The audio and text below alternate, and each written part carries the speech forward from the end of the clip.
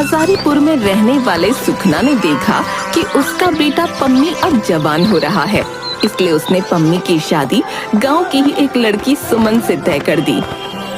सुखना पम्मी से, मैंने तुम्हारी शादी अपने हरिया की बेटी सुमन से तय कर दी है। अच्छा।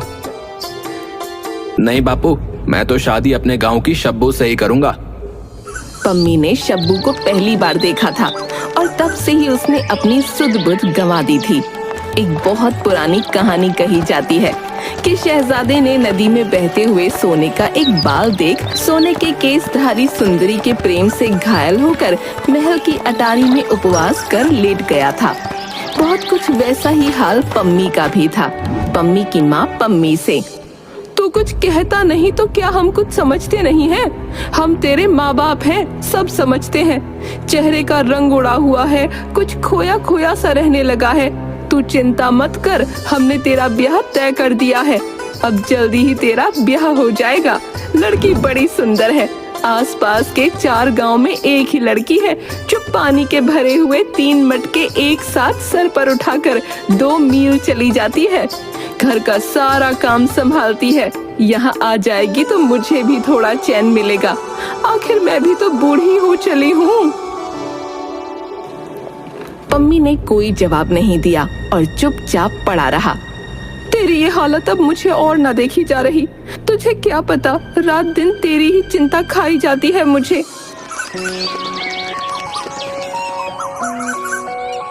एक रोज आंखों में आंसू भरे हुए वो पम्मी के पास जाती है।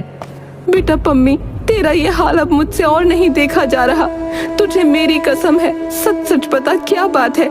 तू हर समय ऐसा खोया खोया क्यों रहता है? तेरी माँ हूँ मैं, मुझे तो तू बता सकता है ना अपने दिल की बात। माँ को रोता देख पम्मी पिघल गया। अम्मा, मैं शादी करूंगा तो शब्बू से ही करूंगा, नहीं तो किसी से नहीं करूंगा। दैया रे दैया, हाय मोरी मैया। बेटा तू जानता है तू क्या कह रहा है? हाँ अम्मा, मुझे पता है कि मैं क्या कह रहा हूँ। अम्मा, मैं शादी करूंगा तो शब्बू से ही करूंगा, नहीं तो किसी से नहीं करूंगा। अपनी पसंद से शादी करना कितनी बेशर्मी की बात है। कितनी बेइज्जती होगी समाज में हमारी, तू जानता है? माँ ने पम्मी को बहुत समझाया, लेकिन उसने फिर वही चुप्पी साध ली।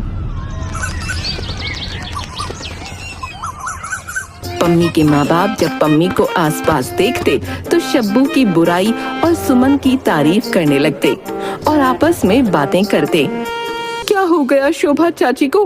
पिछले महीने तो मुझे मिली थी बाजार में, बिल्कुल हट्टी कट्टी थी। हाँ हाँ मिली होगी, मैंने कब कहा कि नहीं मिली? भला बीमारी होते भी समय लगता है क्या?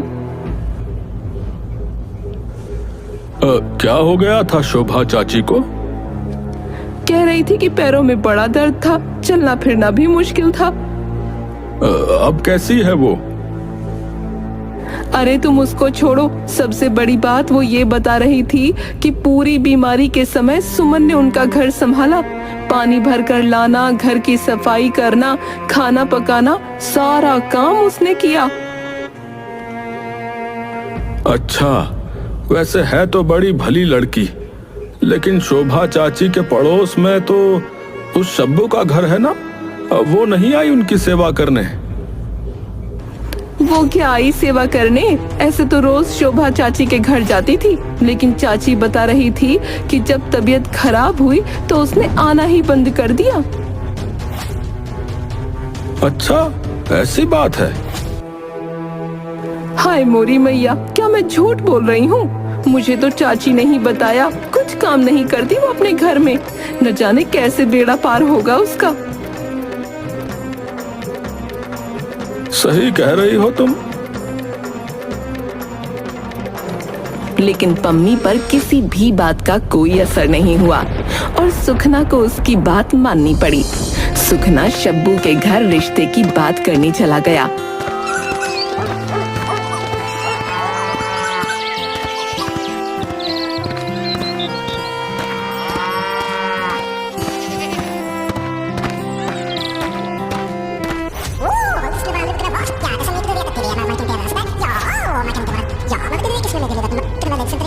सुखना घर वापस लौटकर आया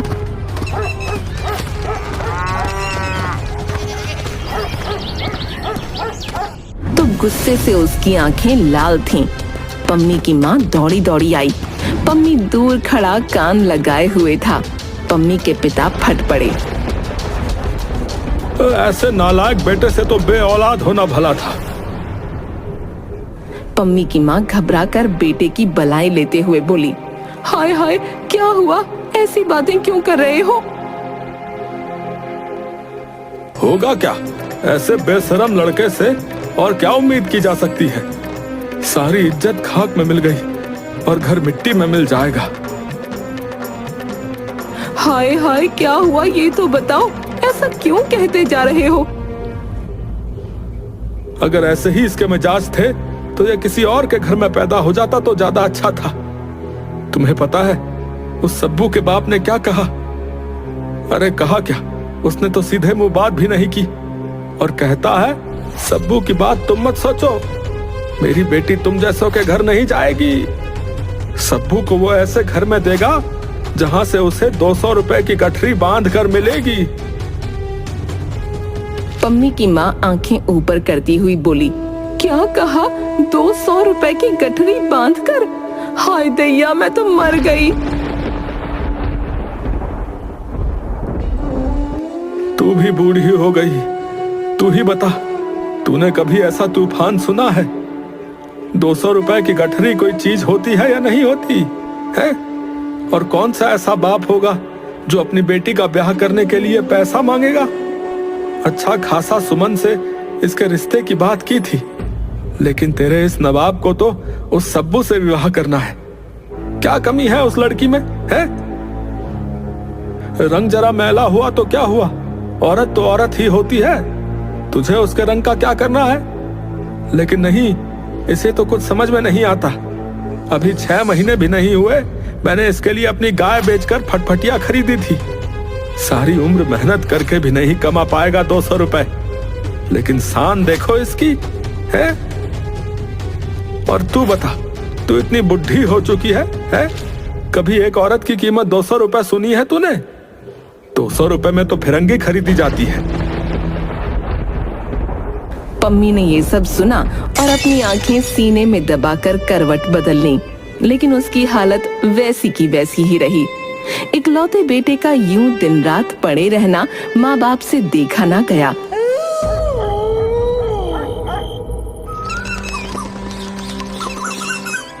ठीक है, हमारा क्या है, हम तो पके हुए फल हैं, कब टपक जाएंगे कुछ नहीं पता।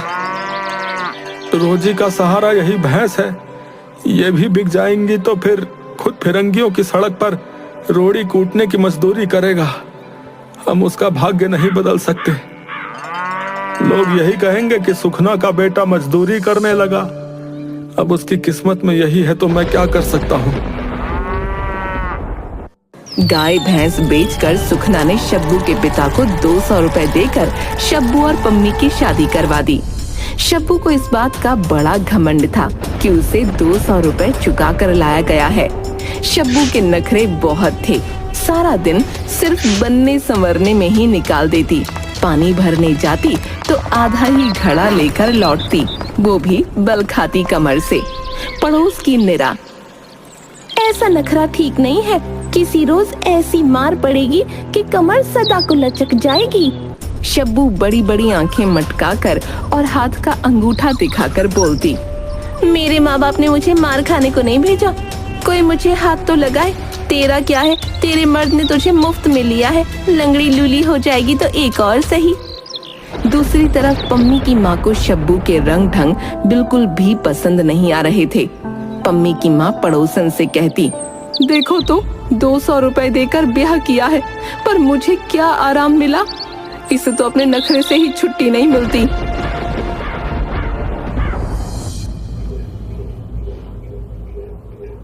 जवानी की तेरी उम्र है, कुछ कमाई अब नहीं करेगा तो कैसे निभा पाएगा बता? यूं घर पर बैठा रहेगा क्या है? तुझे शोभा देता है? रोजी का एक जरिया था गाय भैंस, सो तेरे ब्याह में खत्म हो गया। अब तो तू कुछ नहीं करेगा तो क्या मैं परदेश जाकर मजदूरी करूं? पम्मी को काम करने के लिए दूसरे गांव जाना पड़ा, लेकिन मन उसका घर पर ही रहता। काम पर गए पम्मी को सप्ताह नहीं हुआ था कि वो शब्बू की याद में आधी रात में ही अपने गांव को वापस आ गया। 16 मील चलकर उसे आना पड़ा, लेकिन वो घर जाने से डर रहा था। उसने अपने मन में विचार किया।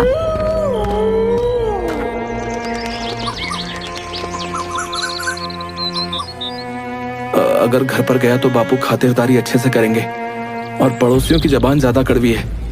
एक काम करता हूँ, इस चट्टान पर बैठ जाता हूँ और जब शब्बू पानी भरने के लिए जाएगी तब मैं बावड़ी पर चलकर बैठ जाऊंगा और उससे वहीं 2-4 बातें करके लौट जाऊंगा। शब्बू अपनी सहेलियों के साथ पानी भरने के लिए आई। पम्मी उसे दूर बैठकर निहारता रहा, लेकिन एक शब्द भी बात न कर पाया और काम पर वापस लौट गया।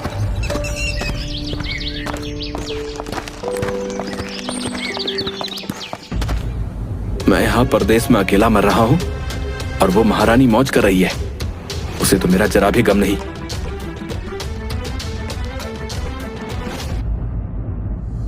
8-10 दिनों के बाद फिर से शब्बू से मिलने वो गांव वापस गया। शब्बू पड़ोस की 3-4 सहेलियों के साथ हंसी मजाक करती हुई आई। पम्मी उसकी बात को कान लगाकर सुन रहा था। एक पड़ोसन शब्बू के गाल छूकर बोली, हाय रे तेरा नखरा, गांव के लड़के तुझ पर जान दे रहे हैं, कसम तेरे सर की। शब्बू के चेहरे पर गर्व छा गया। अब मैं किसी की नजरों को रोक थोड़ी सकती हूँ, आंखें उनकी हैं, जिसे चाहे उसे देखें। हाँ सही कहा तुमने, तुम रोक नहीं सकती, लेकिन उनके अंदर आग तो तुम ही लगाती हो। शब्बू मुस्कुराती हुई सहेलियों के साथ लौट गई। पम्मी के मन में शक का अंकुर आ गया। वो दिन रात इसी शक को रूप देता रहा। पम्मी ने अपने मन में सोचा, अगर दाल में कुछ काला नहीं होता तो पड़ोसन ऐसी चर्चाएं क्यों करती? और शब्बू भी तो चटक मटक किसके लिए दिखती है? देखो, उसे मेरा जरा भी गम नहीं और मैं मरा जा रहा हूं, लेकिन उसे तो कुछ फर्क ही नहीं पड़ता। कहीं से एक बड़ा हाथ लग जाता और कुछ अच्छे पैसे मिल जाते तो घर वापस लौट जाता। बापू को भी हौसला हो जाता मुझ पर। ऊपर वाले ने पम्मी की बात सुन ली। 150 रुपए कमाई करवा कर घर लौट आया। पम्मी ने शब्बू से पूछा, क्यों, जब मैं यहाँ नहीं था तो तुमने तो खूब मजे किए? शब्बू ने चमक कर पूछा, कैसे मजे? किसके साथ मजे उड़ाती थी? क्यों, गांव में क्या कम आदमी है? खूब सज धज कर पानी लेने जाना होता था तुम्हारा, मुझे सब पता है। मैंने कभी किसी की तरफ आंख उठाकर देखा हो तो मैं मर जाऊं, नहीं तो मुझ पर झूठा इल्जाम लगाने वाला मर जाए। तो बन ठन कर अपना हुस्न दिखाने नहीं जाती थी क्या गांव के लोगों को? मैं क्यों जाऊंगी दिखाने किसी को? कोई मुझे घूरे तो इसमें मेरा क्या कसूर है? तो तू यूं बन ठन कर किसे दिखाने के लिए निकलती थी? मैं क्या करती? क्या मुंह काला कर लूं? मैं जैसी हूँ वैसी हूँ, और तुमने भी तो मेरे रूप रंग को देखकर ही शादी की थी। क्या मुझ में और गांव वालों में फर्क नहीं है क्या है? मुझे नहीं पता, तुम जानो और तुम्हारा काम जाने।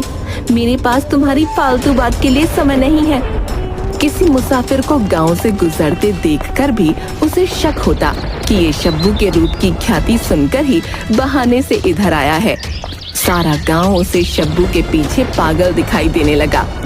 एक रात पम्मी ने शब्बू से पूछा, आज तू बाहर से लौट रही थी, तब राह में मुस्कुरा क्यों रही थी? मैं कहाँ मुस्कुरा रही थी? और वो सब आदमी खड़े हुए क्यों देख रहे थे तुझे? मैं क्या जानूं, तुम उनसे ही जाकर पूछ लो। तुम बहुत घमंडी हो, हैं? तुम्हें हुस्न का बहुत घमंड है। एक दिन तुम्हारी नाक काट दूंगा, सारा रूप धरा का धरा रह जाएगा। 200 रुपए की नाक है, सोच समझ कर करना कुछ। इतना कहकर वो सो गई, लेकिन पम्मी की आंखों में नींद कहाँ। शब्बू तो गहरी नींद में मस्त थी। पम्मी ने सोचा, देखो तो, इसके घमंड में मैं बेचैन पड़ा हूँ और ये मजे से सो रही है। ये सब हुस्न का घमंड है। इसी हुस्न के पीछे गांव के बदमाश पागल हैं। मेरी क्या कोई इज्जत नहीं रह गई? इस घर में अगर ये हुस्न ना होता तो क्या मेरी इज्जत मिट्टी में मिल जाती? ऐसे हुस्न का क्या फायदा? अगर इज्जत नहीं तो कुछ नहीं। और ये हुस्न तो सब लोग देखते हैं, मेरा इस पर क्या हक? जब तक ये हुस्न रहेगा तब तक मुझे इज्जत और चैन नहीं मिल सकता। रात के सन्नाटे में उठते बुरे विचार ने पम्मी को पागल कर दिया। आंखें खोलकर शब्बू के रूप के कारण होने वाले सब अनर्थ पर विचार कर लिया। पम्मी ने एक धार वाला चाकू उठाया और अंधेरे में ही टटोलकर शब्बू की नाक को एक झटके से काटकर फेंक दिया। मर गई, मर गई! चिल्लाने की आवाज सुनकर पम्मी के माँ बापू और पड़ोसी दौड़कर आए। कोई पानी लेकर देता, कोई कपड़ा लाकर देता, कोई इलाज बताने लगा। पड़ोस की काकी ने चिल्लाकर कहा, जल्दी से कोई बकरी का गरम गरम ताजा मांस इसकी नाक पर रखो, नहीं तो लड़की मर जाएगी। इस वक्त बकरी का मांस कहाँ से लाई? तुम जानो। मैंने तो इसकी नाक इसलिए काटी थी कि ये सिर्फ मेरी होकर रहेगी, दूसरों की आंख उस पर नहीं पड़े। लेकिन अगर शब्बू को कुछ हो गया तो मैं कैसे जीऊंगा? नहीं नहीं, मैं इसे मरने नहीं दे सकता। बकरी का मांस कहाँ से मिलेगा? उसने बिना कुछ सोचे वही चाकू उठाया और अपने पैर से मांस का टुकड़ा काटकर शब्बू की नाक पर रख दिया। पम्मी के माँ बाप बिल्कुल पागल हो गए। ये क्या किया तुमने? तुम पागल हो गए हो। बस किसी भी तरह मेरी शब्बू को बचा लो, मुझे और कुछ नहीं चाहिए, सिर्फ उसे बचा लो कोई। हालत देखकर पम्मी बोला, मुझसे शब्बू की यह हालत देखी नहीं जाती। मैं इसे इलाज के लिए फिरंगी डॉक्टर वाले अस्पताल में ले जाऊंगा। वो अस्पताल तो बहुत दूर है और इसकी हालत तो देखो।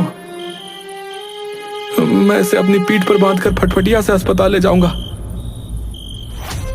लेकिन तू फटफटिया चलाएगा कैसे? तेरे पैर की हालत क्या है?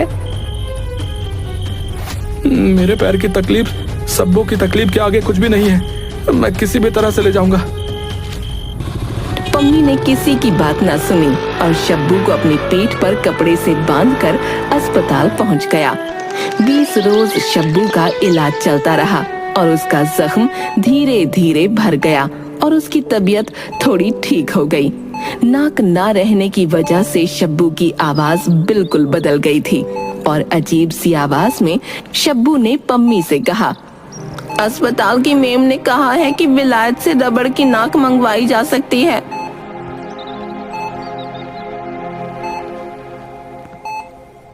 बस रहने दो, हमें नाक नहीं चाहिए। मुझे तो बिना नाक के ही भली मालूम होती है। मुझे क्या नाक औरों को दिखानी है? शब्बू उदास हो गई। चलो खाना खा लो। मुझे भूख नहीं है, मैं खाना नहीं खाऊंगी। पम्मी के लिए बड़ी भयंकर समस्या आ पड़ी। उसने सोचा, बुरा हो इस अंग्रेजी मैम का। मैंने एक नाक काटी थी, वो दूसरी बनाने की तैयारी कर रही है। 2 दिन शब्बू ने खाना नहीं खाया तो पम्मी परेशान होने लगा, लेकिन शब्बू तो टस से मस ना हुई। ठीक है, अगर तुम्हारी यही जिद है तो मैं तुम्हारे लिए रबर की नाक मंगवा दूंगा, लेकिन मेरी एक शर्त है। कैसी शर्त? नाक इसी शर्त पर आएगी कि जब कोई गैर मर्द तुम्हें देखेगा तो तुम तुरंत रबर की नाक उतार कर अलग कर दोगी। मरता क्या ना करता। शब्बू के पास पम्मी की शर्त मानने के सिवा दूसरा कोई उपाय नहीं था। उसने पम्मी की शर्त मान ली और पम्मी ने रबड़ की नाक के लिए डॉक्टर साहब के यहाँ 40 रुपए जमा कर दिए। जल्द ही शब्बू को दूसरी नाक उसके चेहरे पर मिल गई।